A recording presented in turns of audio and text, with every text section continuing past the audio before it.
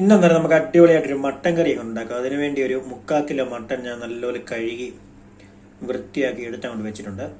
പിന്നെ നമ്മുടെ മട്ടനിലേക്ക് ചേർക്കാനായിട്ട് ഒരു മീഡിയം സൈസിലൊരു സവാള ചെറുതായിട്ട് കട്ട് ചെയ്തത്, ഒരു 10 കഷ്ണം ചെറിയുള്ളി കട്ട് ചെയ്തത്, ഒരു ചെറിയ കഷ്ണം ഇഞ്ചിയും അതുപോലെ 4-5 വെളുത്തുള്ളിയും കൂടെ ചതച്ചത്, ഒരു 4-5 തണ്ട് കറിവേപ്പില, ഒരു പച്ചമുളക്, ഇത്രയും നമ്മൾ എടുത്തിട്ടുണ്ട്. ഇനി ഇതെല്ലാം ഒന്ന് നല്ലപോലെ വഴത്തി അങ്ങോട്ട് എടുക്കണം. എന്നിട്ട് വേണം നമ്മുടെ മട്ടനൊക്കെ അങ്ങോട്ട് ചേർത്ത് കൊടുത്ത് ഇളക്കി അടിപൊളിയായിട്ട് കറി കൊണ്ട് വെക്കാം.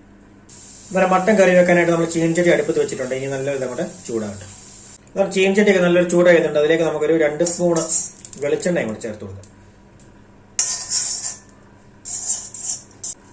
അന്നേരം വെളിച്ചെണ്ണയൊക്കെ നല്ലൊരു ചൂടായി വരുന്നുണ്ട്. അതിലേക്ക് അല്പം കടുക് കൊണ്ടിട്ട് പൊട്ടിക്കും.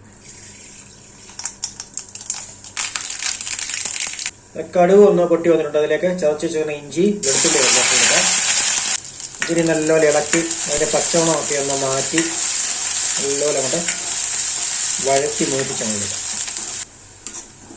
എന്നാലും നമ്മുടെ ഇഞ്ചി വെളുത്തുള്ളി എല്ലാം ഒന്ന് നല്ലപോലെ ഒന്ന് വഴന്ന് മൂത്ത് വന്നിട്ടുണ്ട്. ഇനി നമുക്കിതിലേക്ക് സവാളയും കൂടെ ചേർത്ത് കൊടുക്കാം. സവാളയും കട്ട് ചെയ്ത് വെച്ചേക്കുന്ന ചുവന്നുള്ളിയും കൂടെ നമ്മൾ ചേർത്ത് കൊടുക്കാം. എന്നിട്ട് ഇതും നല്ലപോലെ ഇളക്കി അങ്ങോട്ട് കൊടുത്ത് വഴറ്റി അങ്ങോട്ട് എടുക്കാം. ഇതൊക്കെ 2 തണ്ട് കറിവേപ്പിലയും കൂടി ഇട്ട് കൊടുത്ത് അതുകൂടെ വഴറ്റി അങ്ങോട്ട് എടുക്കാം. സവാള ഒന്ന് വഴന്നു വരാൻ വേണ്ടി അല്പം ഉപ്പ് അങ്ങോട്ട് ചേർത്ത് കൊടുക്കാം.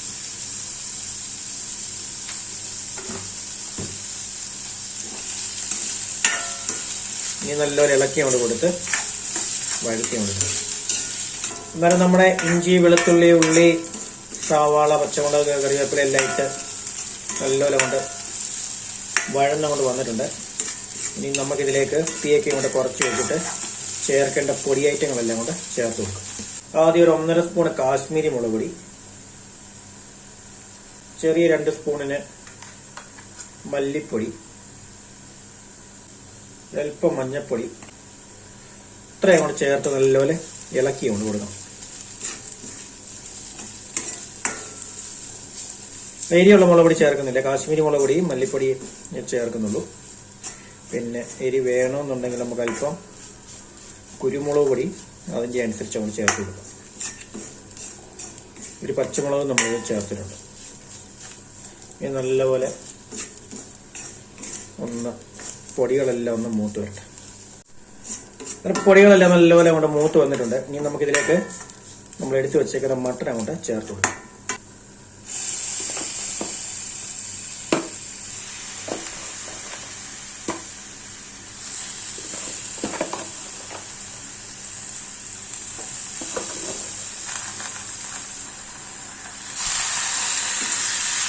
മട്ടൻ അങ്ങോട്ട് ചേർത്ത് കൊടുത്തിട്ട് നല്ലപോലെ ഇളക്കിയുണ്ട് മിക്സ് ചെയ്ത് കൊടുക്കാം.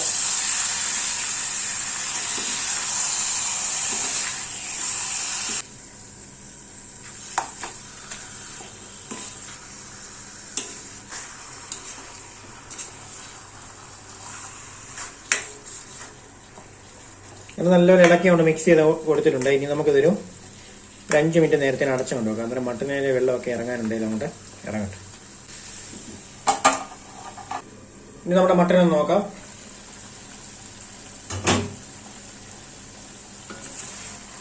മട്ടനിലെ വെള്ളം ഇറങ്ങാനുള്ളതെല്ലാം ഇറങ്ങി റെഡിയായിക്കൊണ്ടിരിക്കുകയാണ്. ഇനി നമുക്കിതിലേക്ക് ആവശ്യത്തിന് വെള്ളം അങ്ങോട്ട് ചേർത്ത് കൊടുക്കാം. മട്ടൻ വേകാൻ ആവശ്യമായിട്ടുള്ള വെള്ളം ചേർത്ത് കൊടുത്തിട്ട് വേണം ഇനി നമുക്ക് അങ്ങോട്ട് റെഡിയാക്കാം.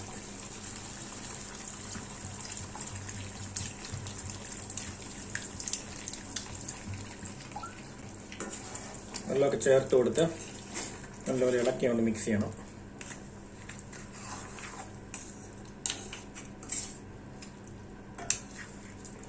ഇനി നമുക്ക് വീണ്ടും അടച്ചങ്ങോട്ട് വെക്കാം. അടച്ചു വെച്ച് നല്ലപോലെ ഒന്ന് തിളക്കട്ടെ. തിളച്ച് കഴിഞ്ഞിട്ട് വേണം ഉപ്പൊക്കെ ഒന്ന് ചെക്ക് ചെയ്ത് നോക്കാം. ഇനി നമ്മുടെ കറിയൊക്കെ ഒന്ന് തുറന്ന് നോക്കാം. എല്ലാം നല്ലപോലെ തിളച്ച് കിടന്ന വേവുമാണ്. ഈ സമയത്ത് ഉപ്പൊക്കെ ഒന്ന് ചെക്ക് ചെയ്ത് നോക്കണം.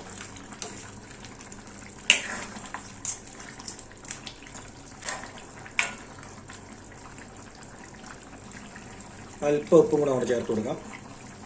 എന്നിട്ട് നല്ലപോലെ പൊടിച്ച 1 സ്പൂൺ ഗരം മസാല അതും അങ്ങോട്ട് ചേർത്ത് കൊടുക്കാം. എന്നിട്ട് കുരുമുളക് പൊടി, ഒരു 3/4 സ്പൂൺ കുരുമുളക് പൊടിയും കൂടെ കൊണ്ട് ചേർത്ത് കൊടുത്തിട്ട് വേണം നല്ലപോലെ ഇനി ഇളക്കി കൊണ്ട് വേവിക്കാം. എന്നിട്ട് നല്ലപോലെ ഇനി ഇളക്കി ഇതുകൊണ്ട് മിക്സ് ചെയ്യണം.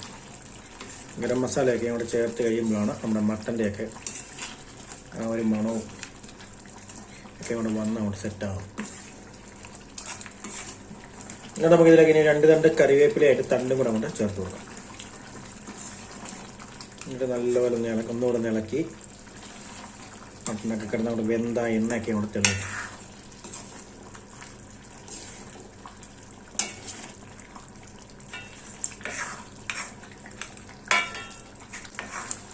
നല്ലപോലെ അങ്ങോട്ട് ഇളക്കി അങ്ങോട്ട് കൊടുത്ത് ഇനി ഒരു ചെറിയ തീയിലിരുന്ന് അങ്ങോട്ട് വെന്തങ്ങോട്ട് കുറുകട്ടെ. എണ്ണയൊക്കെ അങ്ങോട്ട് തെളിഞ്ഞങ്ങോട്ട് വരട്ടെ. ഇനി നമുക്ക് വീണ്ടും ഒരു 5 മിനിറ്റിന് അങ്ങോട്ട് അടച്ചങ്ങോട്ട് വെക്കാം. ചെറിയ തീയിലിരുന്ന് അങ്ങോട്ട് വെന്തങ്ങോട്ട് കുറുകിയ എണ്ണയൊക്കെ അങ്ങോട്ട് തെളിയട്ടെ. എന്നാലും നമ്മുടെ മട്ടൻ കറിയൊക്കെ ഏകദേശം ഇവിടെ സെറ്റായിട്ടുണ്ട്. നല്ലപോലെ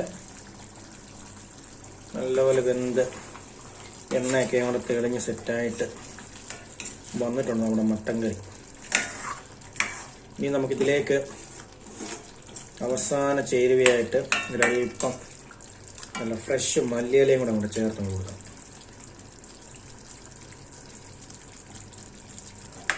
എന്നിട്ടൊന്ന് ഇളക്കി അങ്ങോട്ട് കൊടുക്കാം.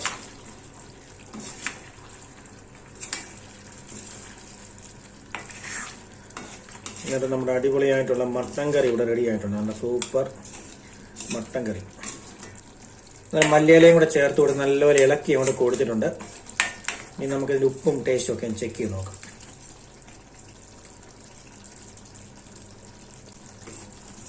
മസാലയെല്ലാം നല്ല പാകത്തിന് തന്നെയുണ്ട്. ഉപ്പ് എരി എല്ലാം തന്നെ പാകത്തിനുണ്ട്.